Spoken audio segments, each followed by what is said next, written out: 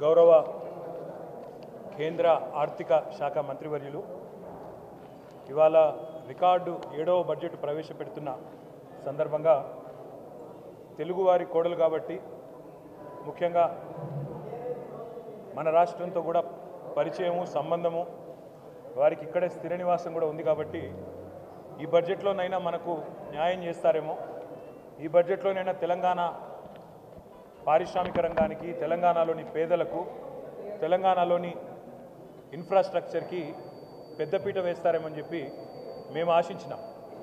కానీ దురదృష్టం ఇవాళ 48,21,000 కోట్లతో బడ్జెట్ పెట్టినప్పటికీ అందులో పెద్ద ఎత్తున కొన్ని రాష్ట్రాలకు పెద్దపీట వేసినప్పటికీ తెలంగాణ ప్రస్తావన మాత్రం లేకపోవడం అనేది నిజంగా కూడా బాధాకరం, శోచనీయం. తెలంగాణలో 4 బీజేపీ ఎంపీలు గతంలో ఉంటే ఇవాళ తెలంగాణ ప్రజలు ఆ సంఖ్యను రెట్టింపు చేసినారు, 8 మందిని గెలిపించారు.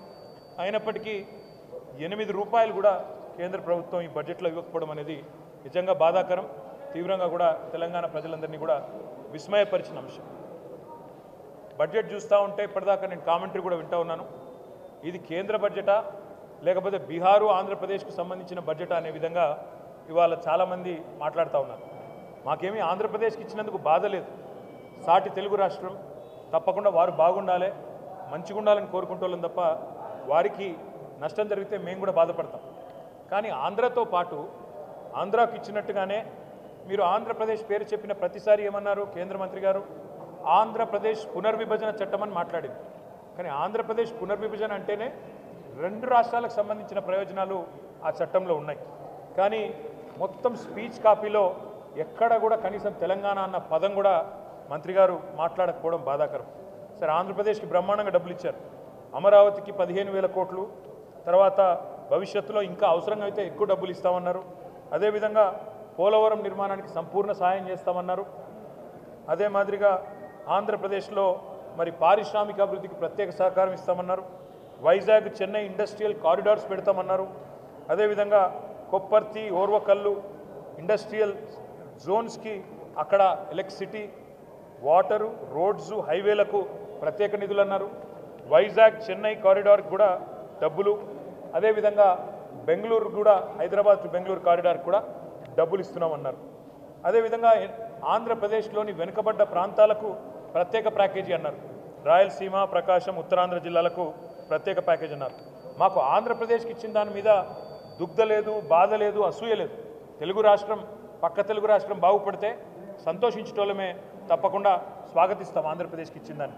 కానీ కేవలం ఆంధ్రప్రదేశ్కు బీహార్కు రెండింటికే ఇస్తూ మిగతా 26 రాష్ట్రాలను మరి చిన్నచూపు చూడడం అనేది నిజంగా బాధాకరం.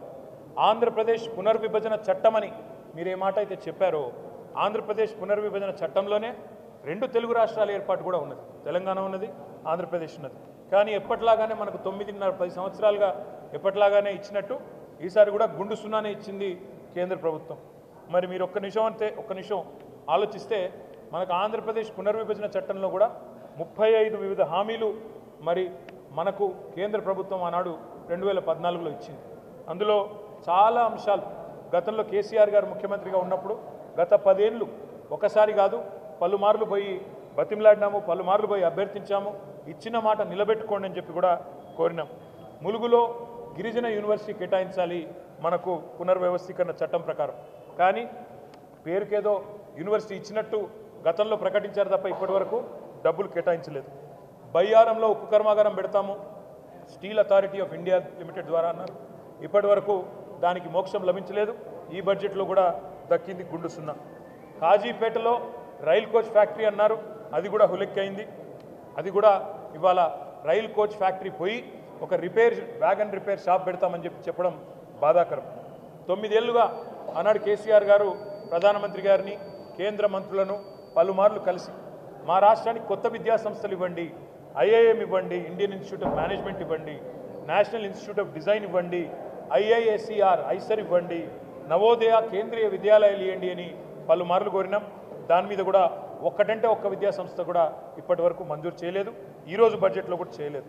కేంద్ర బడ్జెట్లో పారిశ్రామిక కారిడార్లు ఇవన్నీ కూడా చెప్పారు ఇతర రాష్ట్రాలకు సంబంధించి. అదే తెలంగాణలో మరి హైదరాబాద్ నుంచి వరంగల్ కానీ, హైదరాబాద్ నుంచి రామగుండం కానీ, హైదరాబాద్ నుంచి బొంబాయి పోయే రోడ్డు కానీ, హైదరాబాద్ నుంచి విజయవాడ పోయే రోడ్డు కానీ, ఇవన్నీ కూడా ప్రముఖమైన పారిశ్రామిక కారిడార్లుగా ఏర్పాటు చేయాలని 6 వివిధ కారిడార్లు ఏర్పాటు చేయాలని చాలాసార్లు కోరాం. దాని మీద కూడా స్పందన లేదు. మెగా పవర్ లూమ్ క్లస్టర్ కావాలని చెప్పి సిరిసిల్లలో అడిగాం. దాని మీద కూడా స్పందన లేదు. అదేవిధంగా కొత్త హ్యాండ్లూమ్ క్లస్టర్స్ కూడా మంజూరు చేయాలని చెప్పి కూడా గతం నుంచి కోరుతున్నాం.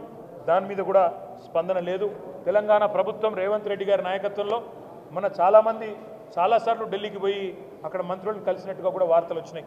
కానీ ఒక్కటంటే ఒక్కటి కూడా వీళ్ళు చెప్పింది వాళ్ళు వినిపించుకున్నట్టయితే కనబడడం లేదు. రీజనల్ రింగ్ రోడ్డు కానీ రాష్ట్రాలకు కూడా పెద్ద మొత్తంలో అయితే ఇచ్చిందేం లేదు. మొత్తంగా చెప్పాలంటే తెలంగాణకు ఈ బడ్జెట్లో మళ్ళొక్కసారి దక్కింది పెద్ద గుండు సున్నా. నేను తెలంగాణ ప్రజలు అందుకే ఆలోచించాలని చెప్పి వారిని విజ్ఞప్తి చేస్తూ ఉన్నా. మొన్న జరిగిన పార్లమెంట్ ఎన్నికల్లో 16 స్థానాలు 8 కాంగ్రెస్ పార్టీకి, 8 భారతీయ జనతా పార్టీకి మీరు ఇచ్చారు.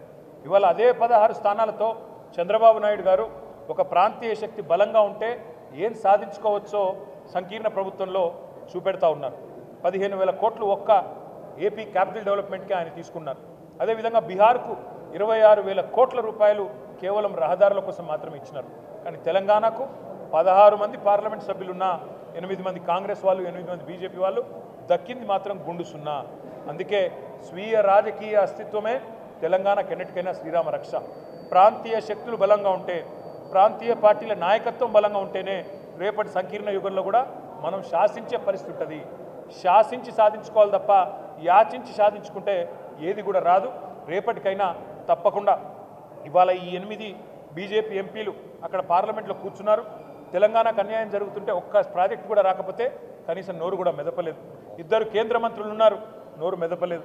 అదేవిధంగా 8 మంది కాంగ్రెస్ ఎంపీలు తెలంగాణకు అన్యాయం జరుగుతుంటే కూడా నోరు మెదపలేదు. అదే ఈరోజు అక్కడ గులాబీ కండువాలు కప్పుకున్న బీఆర్ఎస్ సైనికులు అక్కడుంటే ఇవాళ పార్లమెంట్లో ఎట్లా ఉండేదో పరిస్థితి ఒక్కసారి ఆలోచించాలని చెప్పి నేను కోరుతా ఉన్నా.